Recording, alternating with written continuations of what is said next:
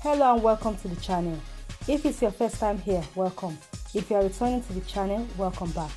Don't forget to subscribe by clicking on the subscribe button and also turn on your notification bell so that you will receive notifications for new video upload. Africa is full of talent. First came the Dreamcatchers, then came the Korodu Boys, and now in a tiny village in Uganda, in East Africa, are the Masaka Kids Africana. These young talented kids are great dancers who use synchronized dance moves to express themselves with melodic African vibes playing in the background. Their artistry came to the attention of the North American sensation Drake when they danced to his song Tootsie Slide. The video has been viewed worldwide and has garnered them even more fans.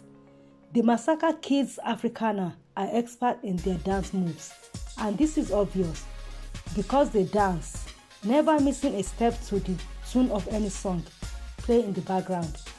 Also, their dance moves, choreographed by their mentor, is such that anyone watching will feel like dancing as well.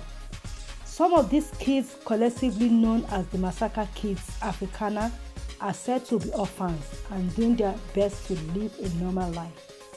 Thanks to their mentor, here are various video clips of the Masaka Kids Africana in action.